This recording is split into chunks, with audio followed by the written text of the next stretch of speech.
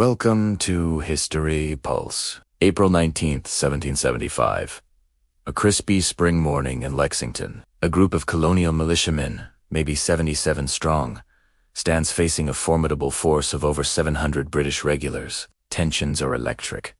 An order is shouted, disperse the rebels, but the colonists hold their ground.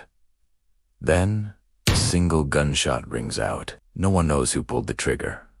Was it a nervous militiaman? A jittery British soldier? A misfire? We will likely never know for certain, but that single, anonymous sound was the spark that ignited a revolution. It was a shot heard round the world, a phrase that would echo through the ages, symbolizing the start of the American fight for independence. History doesn't always announce itself with grand declarations or epic battles from the get-go. Often, it begins with a whisper. A small act, an unknown person making a choice that cascades into something monumental. The American Revolution wasn't just born from the minds of great thinkers like Jefferson or Adams, signing declarations in grand halls. It was born on that village green, in that moment of confusion and defiance, with that single, unidentified gunshot. So, what led to this explosive moment? The story begins years earlier, with a growing rift between Great Britain and its 13 American colonies. After the costly 7 Years' War, known in America as the French and Indian War, Britain was deep in debt. The Pays of Parliament decided to tax the colonies. This seemed reasonable to them. After all, the war had been fought partly to protect the colonists. But the colonists saw it very differently. They were being taxed without any representation in the British Parliament. This led to the famous cry, "No taxation without representation." The first major tax was the Stamp Act of 1765. It required colonists to pay a tax on every piece of printed paper they used. Legal documents, newspapers, even playing cards. The backlash was immediate and fierce. Protests erupted.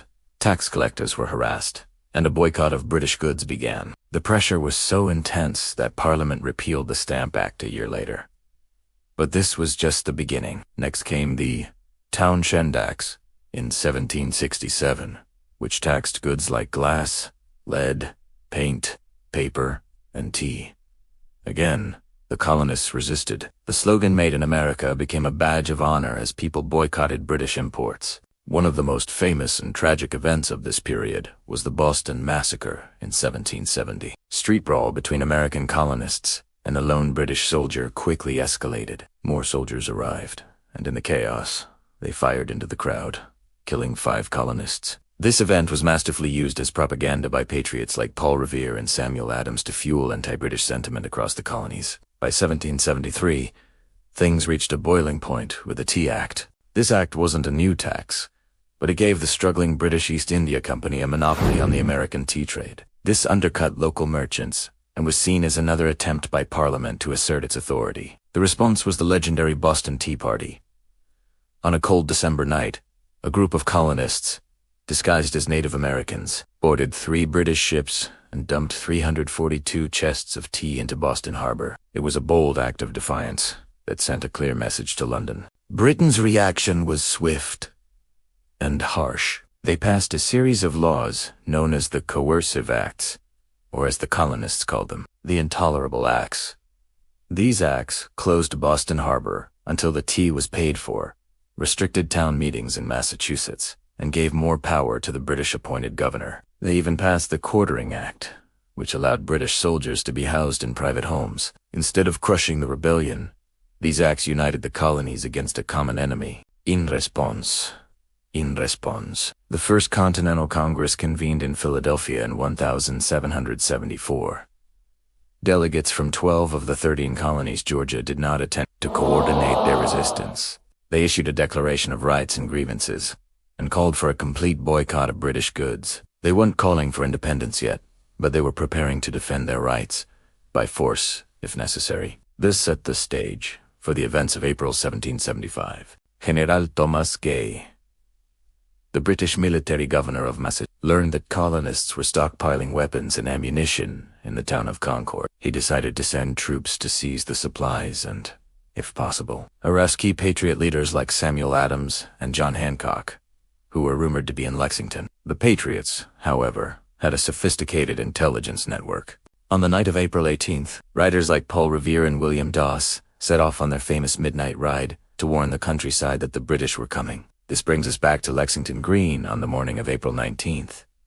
The colonial militia, known as Minutemen because they were ready to fight at a minute's notice, assembled to confront the approaching British force. Their commander, Captain John Parker, reportedly told his men, "Stand your ground. Don't fire unless fired upon.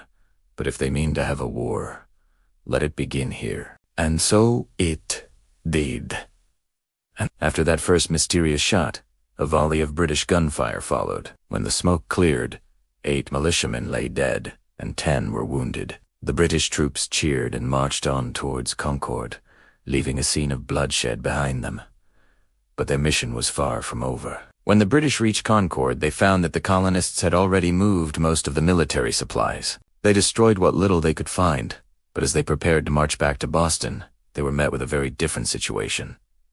The alarm had spread like wildfire. Militiamen from all over the surrounding area had converged on Concord. At the North Bridge, a larger group of colonists engaged the British, this time forcing the regulars to retreat. This was a huge psychological victory for the Patriots. They had stood up to the mighty British Army and made them turn back. The British retreat to Boston became a nightmare. All along the 16-mile route, colonists, using guerrilla tactics, fired on the British soldiers from behind stone walls, trees, and houses.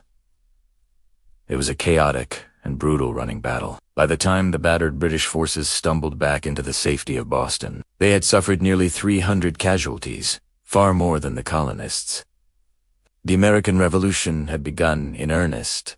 The Battle of Lexington and Concord showed the world that the American colonists were not just a disorganized mob. They were a determined force, willing to fight and die for their freedom. The news spread quickly, and soon, thousands of militiamen from all over New England surrounded Boston, trapping the British Army in the city.